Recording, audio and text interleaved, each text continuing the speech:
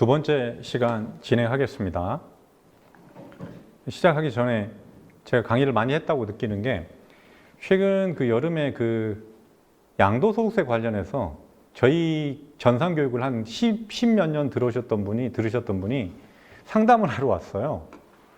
그래서 야, 오래 하긴 했구나. 그분 저도 그 강의하면서 오래 기억이 나서 어떤 분인지 바로 알겠더라고요. 그래서 제가 많이 하긴 했나 보다라는 생각이 들었습니다. 자, 강의 진행하겠습니다. 그러니까 여기 아까 그 신용카드 관련된 부분에서는 이 공제율에 그냥 같은 공제율로 묶어서 같은 공제율로 해서는 신용카드, 현금영수증, 체크카드 이런 공제 순서대로 아마 먼저 배정을 순서대로 배정을 하면 전산 입장에서는 더 편하지 않을까라는 생각이 듭니다. 그리고 추가 30만 원씩 더해주는 부분은 개정 아니에요. 확정이 안 됐기 때문에 연말에 개정이 되는 걸 확인해야 되겠지만 국세청 그 안내 책자에도 들어온 걸로 보니까 개정은 거의 확실한 것 같습니다. 그 다음에 22번. 죄송합니다. 22번. 외국납부 세액공제 2월 공제가 현재까지 5년이었거든요. 이걸 10년으로 확대했다. 이것도 개정 아니에요. 개정된 게 아니고 개정 아니다. 아시겠죠? 그 다음에 아마 그 개인사업자나 법인사업자 같은 경우에는 10년 동안 2월 공제에서 못 받은 부분은 그 다음 연도 11년 차에 송금 산입하는 걸로 개정이 된 건데 우리 연말정산과는 관련이 없을 것 같고요. 요거 외국납부세액 공제 2월 공제 기간이 확대됐다. 여기까지 보시면 될 것 같습니다. 여기 적용 시기도 한번 보실 필요가 있는 게 2021년도 1월 이후 소득세, 법인세 하고 2월 공제 기간이 5년이 경과하지 않은 부분부터 대상이 굉장히 많이 늘어나겠죠. 자, 그 다음에 23번 소재 부품 관련 외국인 기술자 소득세 감면이 확대됩니다. 소부장 이런 말 많이 하죠. 그래서 첫 번째 대상이 일단 외국인 기술자 소득세 감면이 작년 개정세법에 어떻게 바뀌었냐면 2019년도부터 근로를 제공하는 사람에 대해서 외국인 기술자에 대해서는 5년으로 확대됐어요. 작년부터. 얘도 조특법이에요. 적용 기한이 있죠. 그래서 올해 개정이 된 부분은 자, 기존 외국인 기술자 중에서 특화 선도기업 뭐 이런 거네요. 뭐 그 소재 부품이나 이런 그 장비, 소부장과 관련된 외국인 기술자에 대해서는 똑같이 5년을 해주더라도 최초 3년은 몇 프로? 70%. 그 이후에 2년간 50%로 최초 3년에 대한 소득 감면율을 굉장히 높여놓은 거예요. 아시겠죠? 보통 일반적으로 소득 연말정산과 관련된 소득세 감면은 일반적으로 보통 50%예요. 감면율이. 근데 요것만 특이하게 70%입니다. 중소기업 취업자 감면 말고. 그죠? 그래서 특화 선도기업에 근무하는 소부장과 관련된 그 외국인 기술자에 대해서는 최초 3년간은 70%, 이후에 50% 해준다. 지금 처음이라 별 상관은 없겠지만 향후에는 약간 달라질 거예요. 계산하는 율이 아마 연도 중에 3년이 걸렸을 때 어떻게 할 것이냐. 그때 그 3년간은 70%고 일치죠. 올해 법이 개정이 돼서 쉽게 말하면 2020년도 7월 달에 이런 기술자가 들어왔어요. 그러면 21, 22, 23년도 6월 30일까지는 70%고 그 이후에는 또 50% 적용해야 되나 또 귀찮은 문제가 발생할 수 있다는 거죠. 자, 그 다음에 24번. 그 내국인 우수 인력 국내 복귀 시 소득세 감면이 신설이 됐습니다. 그죠?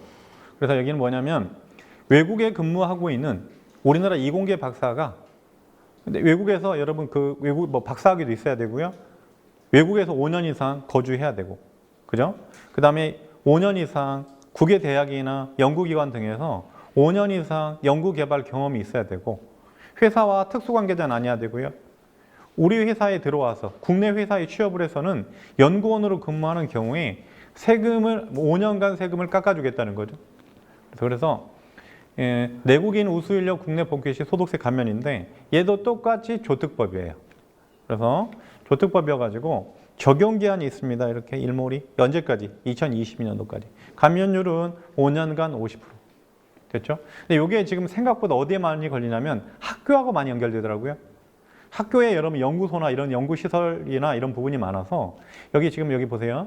정부 출연 연구기관보다는 대학 부설 연구기관 등에서 근무하면 되겠죠. 그래서 대부분 내국인이 외국에서 연구 활동을 하다가 복귀하는 경우가 오히려 많이 걸려서 질문을 지금 해보면, 질문이 들어온 걸 보면 이 학교 관련돼서 굉장히 질문이 많이 들어옵니다. 자, 그 다음 진행하겠습니다. 자, 25번. 청년 내일 채용 공제와 내일 채용 공제 연계자에 대한 지원이에요. 이건 아마 우리 내일 채용 공제 부분이죠. 자, 이 내용은 아마 연말연상 강의할 때 많이 설명을 드렸는데 이런 경우죠. 우리 직원, 중소기업에서 어떤 직원이 핵심 인력이라고 판단이 되면 그 직원을 중소기업 진흥공단에 신고를 합니다. 그래서 일정 금액을 돈을 디파짓 하는데 회사가 일부 내고요, 직원이 일부 내고, 그 다음에 이 직원이 한 5년 이상 근무를 하고 회사를 그만두면, 5년 이상 근무를 하면 그 돈이 직원들한테 돌아가는데, 그죠? 회사에서 불입한 부분에 대해서 이 부분, 그 소득을 5년 후에 한꺼번에 받을 거 아니겠습니까? 이 부분에 대해서 세금을 감면해 주겠다는 거죠. 맞죠? 이거를 재직자 내일 채용 공제라고 해요. 근데 이게 기본적으로 내일 채용 공제에 대해서 소득세 감면이 이루어지려고 하면 5년 이상 근무를 해야 되는데, 청년 근로자 내일 채용 공제는 아마 보통 2년짜리, 3년짜리밖에 없어요. 그래서 청년 근로자에 대해서도 내일 채용 공제를 감면을 확대해 주는데, 5년을 어떻게 인정을 하냐면 청년 근로자가 재직자 내일 채용 공제로 전환이 되면 합쳐서 5년이 넘어가면 공제해 주는 걸로 법이 개정이 된 거죠. 굉장히 크게 확대가 되는 거죠. 자, 청년 내일 채용 공제와 내일 채용 공제 연계제에 대한 지원 등 소득세 감면 부분이 확대된다. 여기까지 보시면 될 것 같고요. 2020년도 1월 1일 이후 공제금을 수령하는 부분부터니까 이제 서서히 나타나기 시작합니다. 자, 그다음 26번. 중소기업 취업자 소득세 감면 시 경력 단절 여성 요건 완화라고 돼 있어요. 자, 중소기업 취업자 소득세 감면은 대상이 청년, 60세 이상자, 장애인, 경력 단절 여성에 해당이 돼요. 그죠? 나머지는 이것도 한번 볼까요? 자, 요거는 별 의미가 없네. 적용 기한이 원래 2021년도죠. 얘도 조특법이죠. 그죠? 얘는 그대로 21년도고 올해 개정이 된 거는 누구만? 경력 단절 여성 요건이 완화됐다는 거죠. 첫 번째, 퇴직 전 1년 이상 근로를 해야 돼. 이건 똑같고요. 여성이 회사를 그만둘 때 요건이 있어요. 임신이나 출산, 육아 사유로 퇴직해야 됩니다. 올해 개정이 된 거는 결혼, 임신, 출산, 육아는 들어갔고요. 자녀 교육이 또 들어갔어요. 이거는 여러분 굉장히 입증하기도 쉽지 않을 거예요. 그리고요, 퇴직 후 3년에서 10년 이내에 동일 기업에 재취직해요. 동일 회사에. 근데 올해 개정이 된 거는 10년이 15년으로 확대됐고요. 동일 기업이 뭘로? 동종기업으로 확정이 됐습니다. 동일이 또 동종기업으로 확대됐다. 그러면 굉장히 범위가 넓어졌다는 거죠.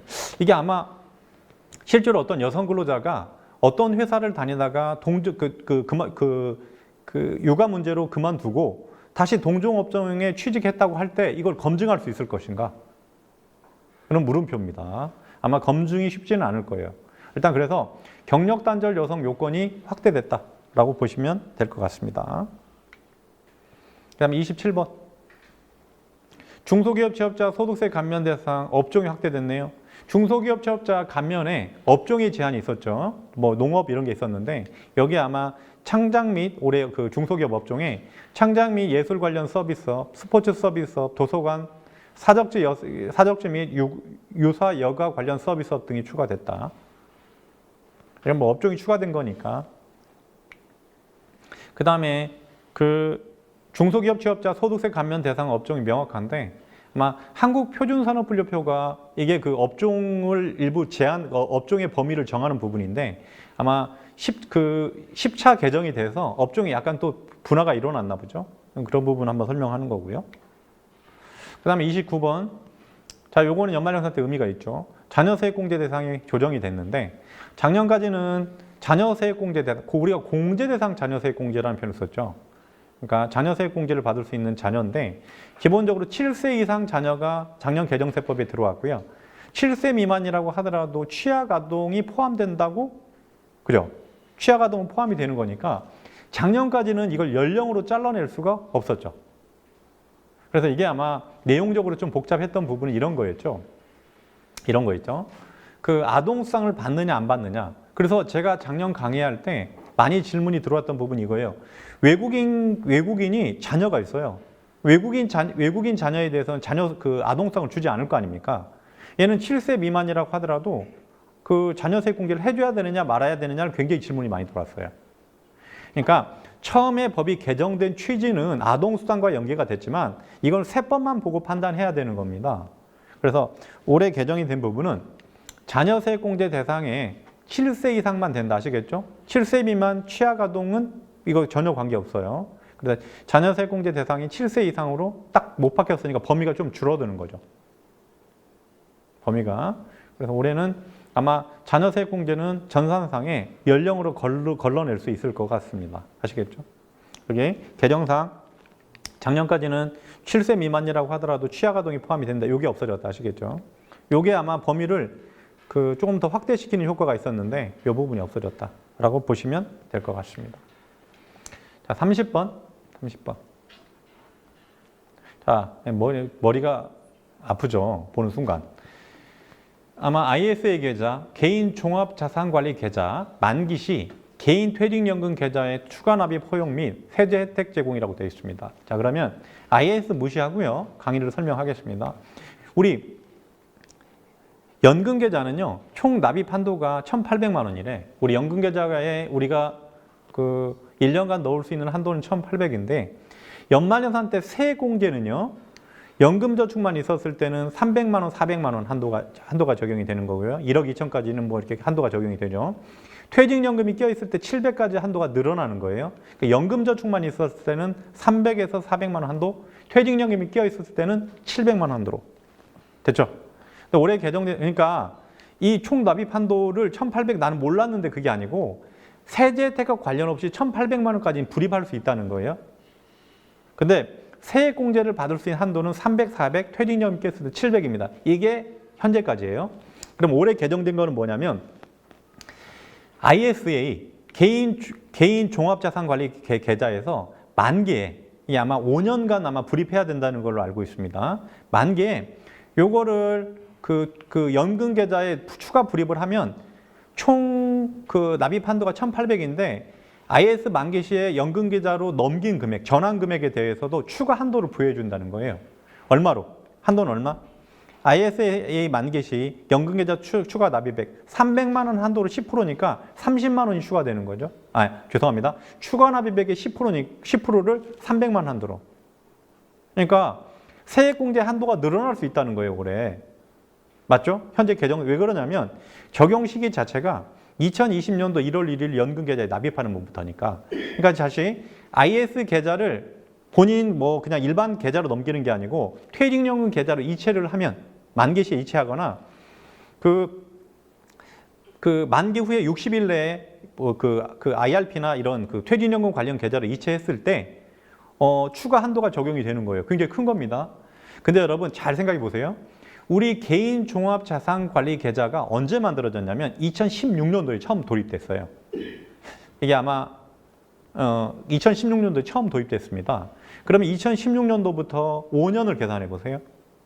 그러면 16, 17, 18, 19, 2020년도가 적용이 돼요. 그러면 2020년도는 객관적으로 5년 도래하는 게 없다는 거죠. 그래서 요게 지금 저희가 지금 그러니까 쉽게 말하면 ISA 계좌 만기의 연금 계좌로 전환 시 추가 납입에 대한 세액공제 한도가 늘어나는 부분은 올해 없다는 거죠. 저희 추측상. 그래서 요거를 저희가 국세청이나 기재부 확인해 보니까 공식적인 아직 답변은 없었는데 없는 걸로. 그러니까 세법은 개정이 됐는데 올해 실제로는 쓸 수가 없는 걸로 해석하시면 될 것 같습니다. 이게 내년도부터는 나올 수 있겠죠. 그리고요. 정확하게 표현해드리면 대상자가 많지가 않아요. 그래서 다시 올해 개정세법에 이 부분은 들어왔지만 올해 추가 한도가 늘어나는 사람은 없는 걸로 해석하셔도 문제는 없을 것 같습니다. 그죠? 여기까지 복잡하게 해석하면 굉장히 말이 많아지지만 그래서 올해 개정세법에는 들어왔지만 실질적으로 혜택 보는 사람은 없다. 그 다음에 51번. 이거 질문이 많이 들어오더라고요. 51번. 자, 51번. 자, 첫 번째.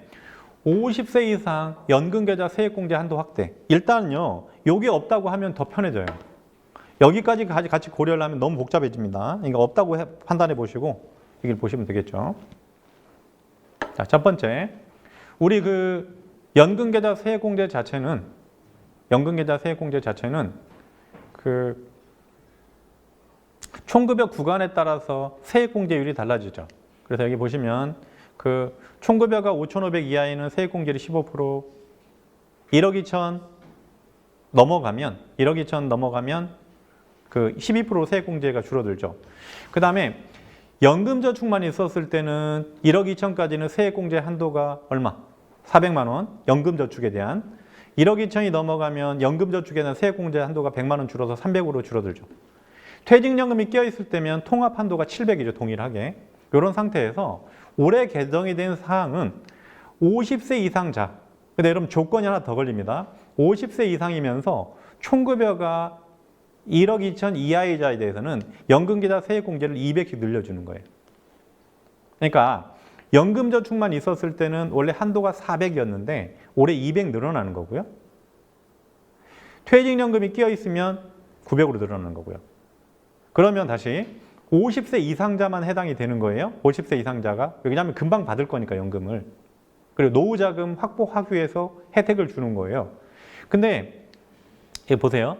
총급여 1억 2천 넘어가는 사람, 이게 총급여 구간이에요. 총급여 넘어가는 사람은 혜택을 안 줘요. 그대로 동일합니다. 그러니까 총급여가 1억 2천 넘어가는 사람은 동일하고요. 조건이 하나 더 붙어요. 50세 이상이면서 총급여가 1억 2천 이하의 근로자에 대해서는, 근로소득자에 대해서는 어떻게? 한도, 연금저축만 있을 때 한도가 400이었는데 200 늘려주고요. 그 다음에 퇴직연금이 있다고 하면 한도를 얼마 늘려준다? 200 늘려주는 거죠. 아시겠죠? 그래서 지금 우리 회사의 부장님이나 차장님들 연세가 어느 정도 이제 조금 이렇게 있으신 분들한테는 올해 연말연산 혜택이 이게 굉장히 크겠죠. 200만 원 늘려주는 건 그런 거니까. 여러분 200만 원 늘려주고요. 특히 세공제율을 보세요. 이거 크지 않습니까? 이게 이자율로 보면 굉장히 큰 거예요. 200 불입을 해서 15% 세공제를 받는다? 소득세만? 그러면 얼마예요? 30만 원입니다. 여러분 200 넣고 이자를 정확하게 지방세까지 하면 33만 원이죠. 그죠? 여기 한번 더 보세요. 12%면 200만 원 넣어서 12%면 100만 원이 12%니까 24만 원이 되는 거죠. 거의 지방세까지 하면 26만 4천 원이 되는 거죠. 그래서 혹시 지금 얼마 안 남았으니까 한 두 달 반 정도 남았죠. 혹시 50세 넘어가시는 70년생입니다. 이런 분들 추가적으로 불입할 수 있도록 안내해 주시면 굉장히 도움이 될 것 같습니다. 저는 별게 어렵지 않다고 생각하는데 질문이 꽤 많이 들어와요. 자, 그 다음에 32번. 산후조리원 비용, 의료비 세액공제, 증명서류 제출 합리화라고 되어 있어요. 산후조리원 비용. 그죠? 그래서 아마 작년부터 산후조리원 비용에 대해서 총급여, 아마 국세청 입장에서는 고액 연봉이냐 아니냐를 7천만 원으로 보는 것 같아요. 그래서 산후조리원 비용에 대해서 작년에 했는데 법적으로 산후조리원 비용이 아마 영수증, 의료비 영수증이 안 들어가 있었나 보죠. 법이 개정이 돼서 산후조리원 비용도 연말연산 의료비 영수증이 포함되는 걸로 법이 개정이 된 상태입니다. 아시겠죠? 그 다음에 33번.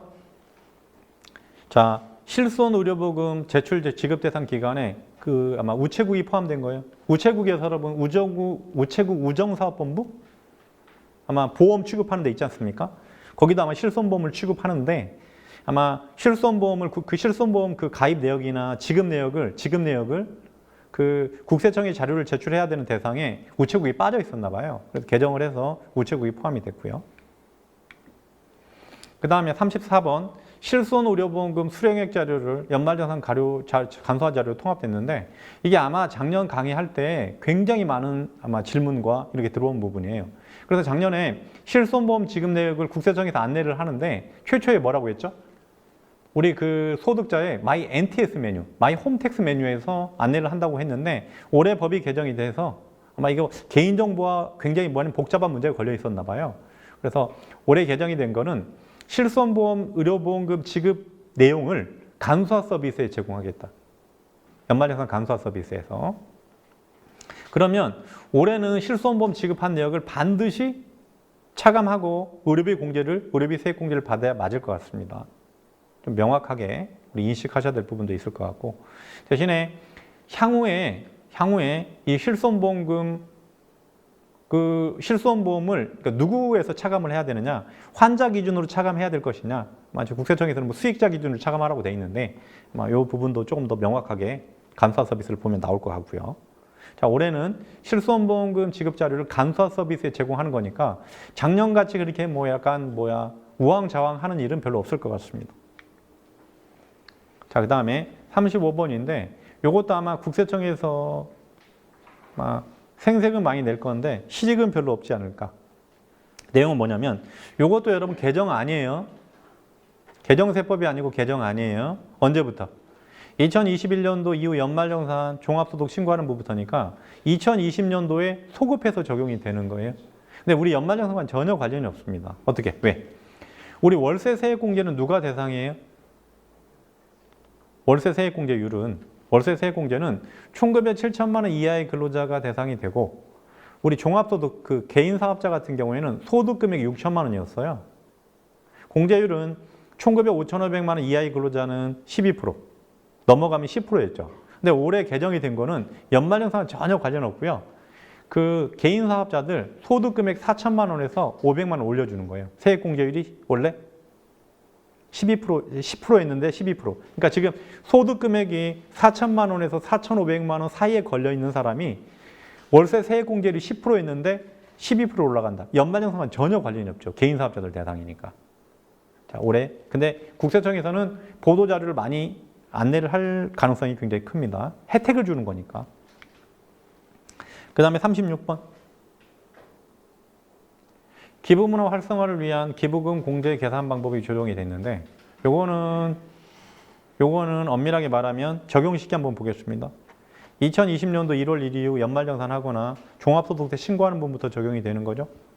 자, 요거는 그래서 내용이 우리 기부금 공제 순서, 그래요. 그래서 작년 아마 소급해서 적용이 된 거니까 이제는 올해 거하고 2월 된 기부금이 있었을 때 어떤 걸 먼저 적용한다? 2월 된 기부금을 다 먼저 적용을 하고 올해 걸 가장 마지막에 한다. 됐죠? 그리고 2월 된 기부금 중에서는 공제 순서가 빠른 걸로만. 그러면 그냥 여러분 편하게 이렇게 하면 되겠죠? 연말정산 때 기부금이 세액공제 방식으로 바뀐 시점이 2014년도부터. 만약에 세액공제되는 그 종교단체의 기부금밖에 없다고 하면 간단합니다. 이제 공제 순서는 14, 15, 16, 17, 18, 19, 20 이런 공제 순서대로 연도별로 쭉 공제를 적용하면 되겠죠. 자, 그 다음에 37번. 이것도 별 중요성은 없는데 아마 회사에서 아니면 개인들이 가지고 있는 그 물건을 현물로 기부했을 때 지정기부금은 작년까지는 지정기부금은 시가와 장부가액 중에서 큰 걸로 했는데 법정기부금은 그냥 장부가액으로 했나 봐요. 근데 이 장부가액이 여러분 굉장히 불이익이 큽니다. 장부가액 금액이 일반적으로 낮을 수 있으니까. 그래서 올해 법이 개정이 돼서 지정기부금과 동일하게 둘 중에 큰 금액을 기부가액으로 인정이 되는 걸로 법이 개정이 됐다. 그 다음에 38번. 기부금은 굉장히 강화되는 것 같아요. 모든 게. 뭐냐면, 한번 그 시스템을 한번 설명을 드리면, 연말정산 때 기부금 공제받은 금액이, 그죠? 특별세 기부금 공제를 받고, 기부금이 100만 원 넘어가는 사람에 대해서 국세청이 아마 표본조사를 하나 봐요. 샘플링을 하나 봐. 근데 그 금액이 100만 원 넘어가는 사람 중에서 몇 프로? 0.5%를 샘플링 했는데 올해부터 이 샘플링 대상을 1%로 높였다는 거예요.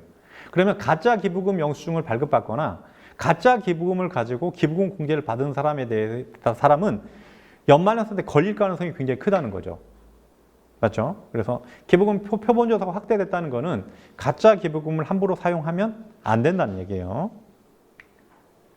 자, 그 다음에 39번인데 근로소득 간이세액표가 2월 달부터 바뀌었어요. 정확하게.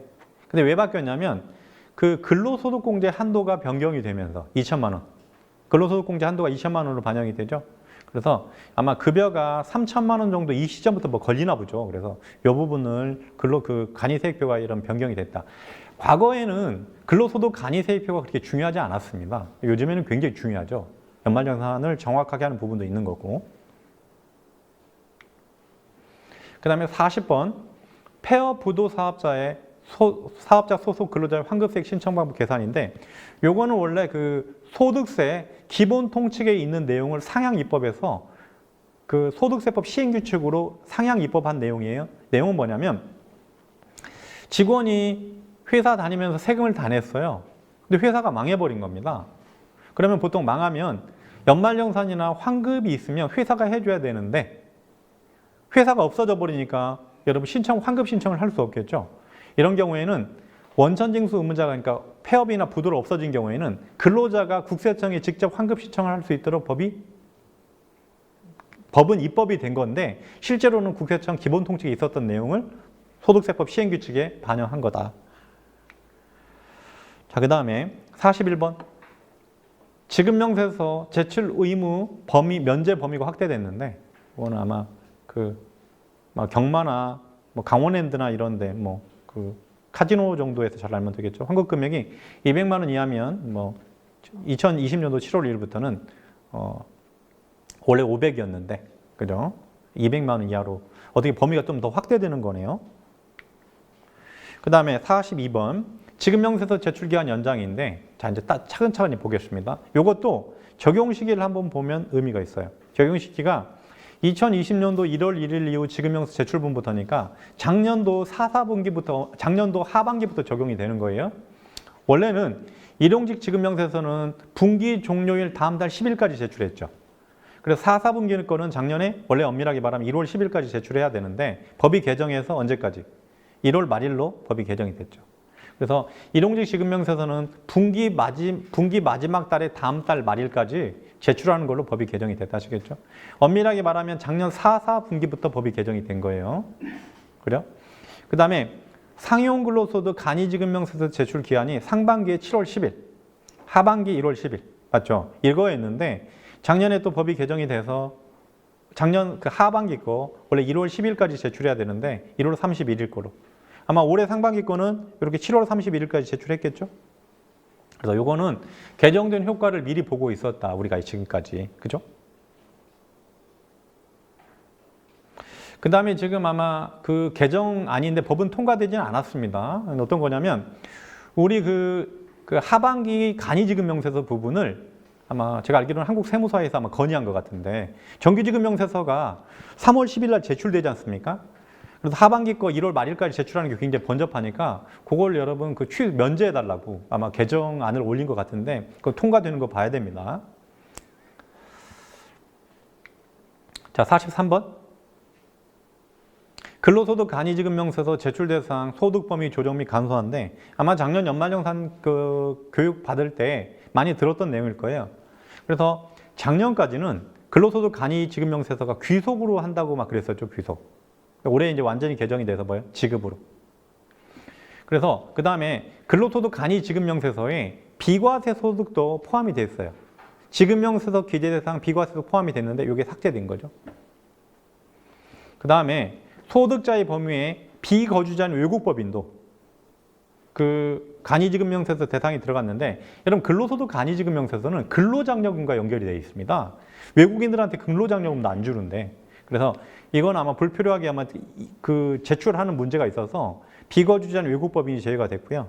그 다음에 여기 그 간이지급명세서 서식 중에서는 아마 우리 거주자의 사업소득과 연말정산 사업소득을 별도로 간이지급명세서를 제출했는데 여기 통합됐다, 아시겠죠? 그래서 아마 이건 서식 좀 보시면 좀 이따가 도움이 될 것 같고요. 그리고 아마 상반기부터 여러분 7월 31일 날 열심히 제출한 거라 별 문제는 없을 것 같고요. 자, 그 다음에 44번. 휴폐업 사업자의 지급명세서 제출 부담 완화라고 되어 있죠. 자, 먼저 보겠습니다. 원래 요거는 여러분 잘못 걸리면 가산세니까 판단 잘 하셔야 되죠. 일용근로소득 지급명세서는 휴업, 폐업, 해산일에 속하는 다음 달 10일이었어요. 그러니까 우리 회사가 예를 들어서 10월 31일 날 폐업을 하면 여기에 대한 간이지급명세서 부분은 언제까지? 간이지급명세서는 11월 10일까지 제출해야 돼. 굉장히 빨랐죠. 근데 올해 법이 개정이 돼서 어떻게 돼? 10월 31일 날 회사가 폐업이 되면 언제까지? 언제까지냐면 4분기에 폐업을 하면 1월 31일까지. 그냥 우리 정상적으로 일용직 지급명세 제출하는 기간에 제출하면 된다는 거예요. 아시겠죠? 그 다음에 간이지급명세서도 볼게요. 상용 근로소득 간이지급명세도 휴업, 폐업, 해산일에 속하는 다음 달 10일이었어요. 그죠? 그럼 만약에 우리 회사가 만약에 똑같이 10월 31일 날 해산을 하거나 폐업을 하면 간이지급명세서는 언제까지? 11월 10일까지 제출해야 돼서 매번 페널티가 많았다는 거죠. 그래서 이거 개정이 돼서 똑같이 언제? 원래 그냥 폐업과 관련 없이 정상적인 기간에 제출하는 걸로 똑같이 됐죠. 그래서 만약에 10월 달에 회사 폐업을 한다고 하더라도 1월 31일까지 제출하면 되는 걸로. 됐죠? 그 다음에 이 부분이 어렵습니다. 한번 들어보세요, 이제. 자, 이 부분 좀 보겠습니다. 자, 이 부분은 내용은 이런 거예요. 만약에 우리 회사가 10월 달에 폐업을 했어요. 10월 달에 회사가 폐업이 됐습니다. 우리 정규지급명세서는 언제까지 제출해야 돼요? 정규지급명세서는 이렇게 돼 있네. 정규지급명세서는 휴업, 폐업, 해산일의 한 달에 다음 달 말일. 우리 회사가 10월 달에 폐업을 하면 정규지급명세서는 언제까지 제출해야 돼요? 12월 말일까지 제출해야 되죠. 간이지급명세서는 정상적으로 1월 31일. 그러면 정규지급명세서가 더 좋은 데이터를 가지고 있죠. 그래서 정규지급명세서를 제출한 경우에는 근로소득 간이지급명세서를 제출하지 않아도 된다라고 법이 개정이 된 거죠. 아시겠죠? 그러니까 다시 간이지급명세서는 그냥 7월 31일, 1월 31일까지 제출하면 돼요. 정규지급명세서는 폐업일이 속하는 달의 말일로부터 2달이에요. 이거 놓치면 여러분 가산세입니다.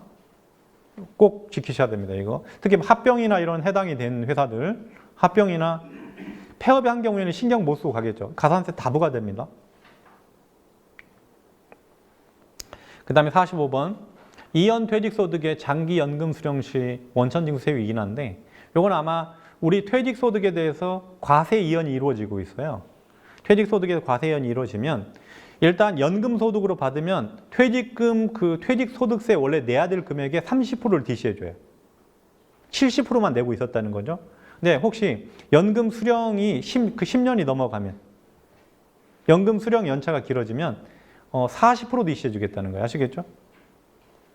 그래서 이연 퇴직소득세의 장기 연금 수령 시 원천징수세율이 인하가 된다. 됐죠? 그 다음에 46번 주택임대소득의 주택수 계산 방법이 개선이 되는데 이게 아마 올해부터 더 여러분 굉장히 효과를 많이 발휘하겠죠. 자, 내용은 뭐냐면 주택 한 채를 보유한 세대가 주택 임대 수입이 발생하면 금액 다과 관계없이 비과세되죠. 한 채 넘어가는 경우에는 2천만 원까지 분리과세, 2천만 원 넘어가면 종합과세 이런 부분이 있습니다. 그죠? 근데 문제는 주택 채수 계산하는 방법이에요. 이런 경우 굉장히 많던데 자, 한번 해보겠습니다. 제가 원래 집이 한 채 있고요. 아버지가 돌아가셔서 어머니랑 공동으로 상속받은 주택이 있어요. 상황을 머리에 그려보세요. 근데 이러면 대부분 다 아버지가 돌아가시면 어머니 지분율이 높아요. 그래서 공동상속주택은 일반적으로 어떻게 한다? 공동상속주택은 어머니 지분, 그러니까 보통 언니, 나, 어머니가 계세요. 그러면 어머니 40%, 언니 30%, 나 30% 이런 형태로 받아요. 그러면 작년까지는 어떻게 돼 있었냐면 그 공동으로 상속받은 주택은 내 주택에서 빼줬어요. 왜 그러냐면 공동으로 가지고 있는 거는 누구 거로 주부로 본다? 최다 주분자. 그러니까 엄마 주택으로 보니까 나는 집이 한 채밖에 없는 거예요. 거기서 월세를 받아도 세금 문제가 발생하지 않았는데 올해부터는 어떻게 계산하겠다는 거예요? 해당 주택에서 발생하는 임대 수익 금액이 600만 원 넘어가면 내 주택수에 들어간다는 거죠. 그러니까 예를 들어서 한 달에 월세를 1,000만 원씩 받아요. 그럼 내 지분율은 얼마죠? 한 달에 월세 1,000만 원 너무 크고 1년 월세가 한 2천만 원 된다.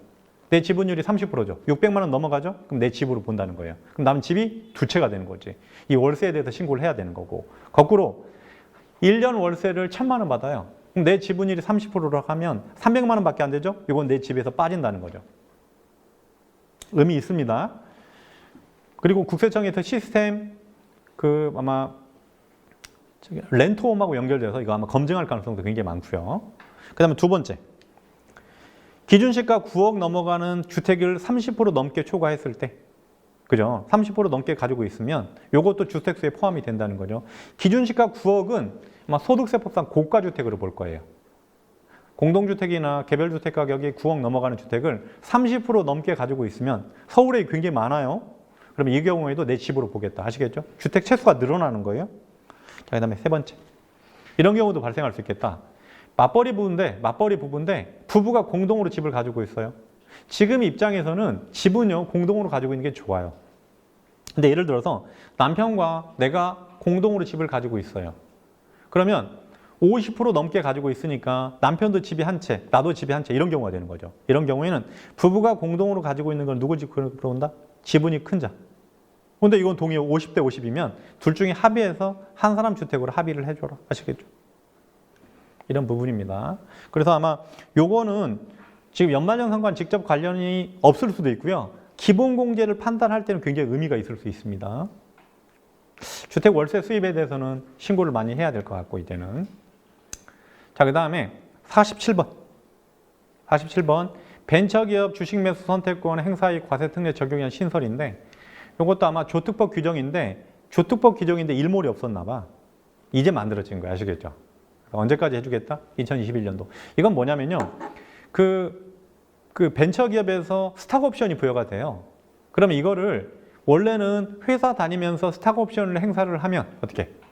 근로소득으로 신고를 해야 되는데 요거를 나중에 그 진짜 주식을 팔았을 때 양도소득을 선택할 수 있는 규정이에요. 그 부분이 법은 뭐 똑같고요. 적용기한만 2021년도까지로 만들어졌다. 아시겠죠? 그 다음에 48번. 요거는 우리 연말정산과는 거의 관련이 없죠. 뭐냐면 그 유형자산 처분이익 과세 대상의 사업용 유형자산의 범위 조정인데 과거까지 정확하게 2018년도까지는 우리 그 개인 사업자들은 유형자산 처분이익에 대해서는 세금을 과세하지 않았어요. 대신에 유형자산 처분 손실도 비용 처리 안 해줬고요. 그래서 2019년도에 법이 개정이 돼서 유형자산 처분 손실이나 이익에 대해서 비용 처리하는 규정이 이 수익 처리하는 규정이 들어왔고요. 아마 실수로 저게 나왔나 봐. 18년도부터 나온가 보네요. 18년도. 19년도가 아니고 18년도부터. 근데 뭐가 빠졌냐면 건설기계가 빠져 있었나 봐요. 그래서 건설기계 부분이 들어왔다.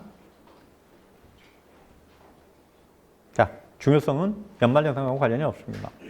그 다음에 이것도 마찬가지예요. 다른 그 필요한 부분을 제가 추가적으로 넣다 보니까 이건 연말정산과 직접적인 관련이 없을 것 같고요. 사실과 다른 계산서 발급 가산세 대상 확대. 아마 보통 가산세는 누가 대상이냐면 사업자들을 대상으로 사업자가 계산서를 발급하니까 가산세 대상인데 올해 개정된 내용은 그 비사업자가 가짜 계산서를 발급했을 때 사업자로 의제한 후에 가산세는 부과시키겠다. 그 다음에 여기에 뭐 원래 복식부기 의무자만 그 계산서 발급 가산세를 물렸는데 간편장부 대상자 이런 사람들 제외하고 추가됐다. 그 다음에 50번 전자계산서 지연전송 가산세 세금계산서 아닙니다. 계산서의 계산서 이것도 연말정산과 관련이 없습니다. 그래서 언제까지 하면 지연전송이냐면 내년도 1월 11일까지 그죠? 그 계산서는 1년으로 보니까 그 다음에 미전송은 내년도 1월 11일 넘어서 전송했을 때 미전송했는데 법이 개정이 된 거는 내년도 1월 25일로 통일됐다. 아시겠죠? 1월 11일이 1월 25일로. 그래서 이런 거는 여러분 잘못 판단하면 가산세가 굉장히 크다고 생각하는데 많이 줄어들 수 있어요. 여러 가지 면에서. 그 다음에 51번 현금 영수증 가맹점 범위 가입기간 명확한데 이거는 뭐 별 중요성은 없고요. 이것도 연말정산과 관련이 없습니다. 관련이 없는데 현금 영수증 발급 대상, 현금 영수증은 보통 의무 발급 대상이 누구냐면 탈세가 심한 업종이에요. 그러니까 탈세가 심한 전문직에 대해서 현금 영수증 의무 가맹을 해놓는데 도선사업은 누굴까요? 도선사가 아마 그걸 거예요. 부산 항만에서 큰 배가 항만에 부산항에 못 들어와요. 이거를 전문적으로 끌어주는 사람이에요. 이런 사람들은 최종 소비자를 대상으로 하니까 수익 금액 누락이 없어요. 그래서 현금 영수증 의무 발급 대상에 도선사업이 제외됐고요. 그 다음에 현금 영수증 의무 발급 의무 가입 기간도 원래 3개월이었는데 60일로 축소됐다. 아시겠죠? 그래서 이런 업종에 해당이 되면 빨리 현금 영수증 가입해야 됩니다. 아시겠죠? 요거 여러분 걸리면 가산세 큽니다. 그 다음에 52번. 요거는 우리 연말정산과 관련이 있죠. 일부. 뭐냐면 퇴직소득 세액정산 특례 대상에 비정규직이 정규직으로 전환하는 것도 퇴직소득 다시 정산하는 걸로 바뀌었죠. 우리가 많이 써먹었던 게 뭐죠? 종업원 임원으로 전환됐을 때 합병. 근데 올해 개정이 된 거는 비정규직 근로자가 정규직으로 전환됐을 때도 퇴직소득 세액 계산은 통산해서 할 수 있도록 법이 개정이 됐다. 그 다음에 53번. 기부금 영수증 발급 불성실 가산세가 인상이 됐어요. 원래 2%였는데 가짜 기부금 영수증 발급을 하면 2%였는데 몇 프로로? 5%로 늘어났다. 자, 가산세가 늘어났다. 그러니까 혹시 그 공익법인에서 오신 분들이나 지금 교육을 받으시는 분들, 학교법인이나 기부금 영수증 그 영수증 발급 잘못됐을 때 가산세가 올라갔다. 그 다음에 54번. 요거 여러분 54번 의미 있습니다. 업무용 승용차 운행기록부 작성 의무 완화죠. 요거 차, 우리 임원들이 타고 다니는 회사 차 관련된 거죠. 그래서 아마 운행일지를 작성하지 않아도 작년까지는 1,000만 원까지 인정해 줬죠. 올해 여러분 2020년도부터는 1,500으로 올라갔죠. 주의점. 감가상각은요. 업무용 승용차 감가상각 상당액 그대로 800이에요. 그러니까 혹시 이게 1,500으로 올라가서 자 보세요. 운행일지를 감가상각비를 포함해서 1,000만 원 이하는 작년까지는 운행일지를 안 적어도 됐어요. 올해는 1,500으로 늘어났지만 감가상각비는 그대로 1,800이에요. 감가상각비 상당액이나 감가상각비는 안 바뀌었다. 아시겠죠? 그러니까 유지비가 늘어나는 부분에 대해서는 혜택이 있을지 모르겠지만 차값에 대해서는 혜택이 별로 없다. 아마 조금 더 복잡하게 말씀드릴 게 있는데 이것까지만 하겠습니다. 자, 그 다음에 55번. 요거는 주위에 있는 그 다른 분들한테 얘기해 주세요. 개인 사업자들한테. 개인 사업자에 대해서 업무용 자동차 전용보험 가입 의무가 신설이 됐습니다. 얘는 다행히도 내년도부터. 2021년도부터. 그래서 현재까지는 자, 업무용 소형차 전용보험, 회사 임직원만 차를 몰 수 있는 제한은 어디에만 있었다? 법인에만 있었다. 개인 사업자에 없었는데 내년도부터는 개인 사업자에도 이게 들어왔어요. 대상은 누구? 성실신고 대상자하고 전문직업종. 꽤 많이 있어요. 꽤 많이 있습니다. 특히 가족 중에서 의사나 이렇게 전문직에 해당이 되시는 분들은 해당이 됩니다. 아시겠죠? 근데 문제는 제 입장에 한번 볼게요. 저는 차가 2대 있습니다. 제 명의가. 근데 제 그 와이프는 저 업무와 관련이 없어요. 제 차를 저희 와이프도 써야 됩니다. 그래서 그 차가 한 대인 경우는 괜찮고요. 저같이 차가 2대 있는 사람은 한 대는 전용보험 가입 안 해도 되고요. 추가 한 대부터 전용보험 가입해야 된다. 비용 처리할 거면. 아시겠죠? 그리고 여러분이 인식하지 못하실 수도 있겠지만 올해 그 고가 차를 가지고 있는 법인이나 개인 사업자 세무조사 많이 하고 있습니다. 지금. 그래서 제가 보니까 페라리나 차값 한 2억 넘어가는 거 차 보유하는 사업자들 조사 많이 나왔습니다. 국세청 팝업에도 굉장히 많이 떴고. 그래서 그냥 참고적으로 2억 넘어가는 거 많이 나왔어요. 2억 차. 그러니까 엄밀하게 말하면 페라리가 업무 관련성이 있을까요? 그래서 그런 부분이 좀 문제가 생겼다 올해. 근데 내년도부터는 전문직 개인 사업자들 차 여기 업무 전용보험 부분이 가입해야 된다. 아시겠죠? 만약에 업무 전용보험 가입하지 않으면 비용이 50%를 줄어든다. 아시겠죠? 요거까지 참고하겠습니다. 자, 그 다음에 56번 서학월동품 양도소득 필요용비율 조정인데 요거는 혹시 작가들이 그 소소한 그 물건을 그 작품을 팔았을 때 1억까지는 필요용비 90% 인정해 주고요. 1억 초과하면 90%입니다. 80%입니다. 근데 이거를 직업 작가들이 이렇게 인정을 받을 수 있느냐? 그건 별개입니다. 직업 작가들은 사업소득을 신고하다 보니까 이게 아마 그냥 아마추어 작품에 대해서 해당이 되는 거지 직업 작가는 기타 소득으로 과세될 가능성이 거의 없습니다. 그 다음에 57번 사업자의 기장 및 신고 의무 관련 수익금액 산정 기준을 합류한데 이건 아마 그냥 개인 사업자들 그 유형자산 처분한 금액도 수익금액에 들어가느냐 안 들어가느냐 이런 부분인데 이게 여러분 여러 가지 문제가 걸려 있어요. 실제로는 업무적으로는 성실신고 판단이나 아니면 기장 의무 판단 이런 부분까지 연결되어 있는데 이게 조금 그 개인 사업자 유형자산 처분한 수익금액 자체도 기장 의무 판단이나 모든 것에 들어간다라고 판단하시면 될 것 같습니다. 제외된다. 원래는 들어갔는데 제외된다. 그 다음에 58번 몇 개 안 남았으니까 하고 쉬겠습니다. 원천징수 세율이 인하가 되는데 P2P 업체들 아마 인터넷상으로 돈 빌려주는 업체들 그래서 아마 이제까지는 인터넷상에서 돈을 빌려주는 랜딧이나 이런 데서 아마 사람들한테 돈을 빌려주고 이자를 받고 이런 부분에 대해서 비영업대금 이익으로 봐서 25% 원천 징수가 이루어졌는데 그 온라인 P2P 업체 등록된 업체에 대해서는 우리 은행과 똑같이 14%로 원천 징수가 이루어지는 걸 법이 개정이 됐다. 아마 등록은 지금 등록이 됐는지 모르겠네요. 8월 27일 이후에 등록이 가능하나 봐요. 그 다음에 59번 성실신고 확인자 선임제도 제도 폐지가 됐다. 개인사업자. 법인은 그대로 살아있습니다. 성실신고 확인제도 때문에 세수가 많이 늘어나죠. 그래서 원래는 4월 30일까지 성실신고 확인을 해야 되는데 요거를 삭제시켰다. 그 다음에 일자리 안정지급에 대해서 우리 수익금액 계산할 때 추계 계산할 때 일자리 안정자금은 뺀다. 별 중요성은 없을 것 같고요. 결손금 소급공제 환수 시 이자 상당의 계산 방법이 혹시 중소기업에서 결손금을 소급공제 받았는데 잘못 계산이 된 거예요. 그럼 국세청이 다시 내가 환급받은 금액을 토해낼 때, 반환할 때 이자 계산하는 방법이에요. 그 다음에 62번 주거용 그 주택 신축 판매업이 옛날에는 건설업에 묶여 있었는데 별도로 업종이 신설이 됐다. 별도로 건설업에서 별도로 분화가 됐다. 여기까지. 그 다음에 63번 죄송합니다. 몇 가지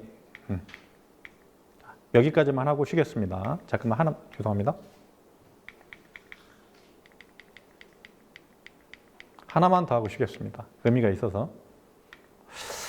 자, 요거는 뭐냐면 63번은 의미가 있어서 여기까지 하고 쉬겠습니다. 계산서 합계표 제출 의무 완화라고 돼 있죠. 이거는 우리 원천징수와 관련이 있어요. 우리 자유직업 소득자 3.3% 원천징수를 합니다. 3.3% 원천징수 하고요. 그 사람은 부가가치세법상 면세사업자니까 계산서 합계표에 반영했어야 돼요. 그러니까 두 가지죠. 우리 자유직업 소득자를 원천징수를 하면 지급명세도 우리 제출해야 되고요. 매입 계산서 합계표에도 제출해야 되는 이중으로 해야 되는 불편한 점이 생겼어요. 그래서 올해 법이 개정이 된 거는 자유직업 소득자들은 지급명세서만 국세청이 제출하고 계산서 합계표는 제출하지 않아도 된다. 아시겠죠? 의미 있습니다. 업무 처리 잘하는 회사는 이거 알 거예요. 지금 제가 말하는 부분을. 여기까지 하시고 한 15분 정도 쉬었다가 강의 진행하겠습니다.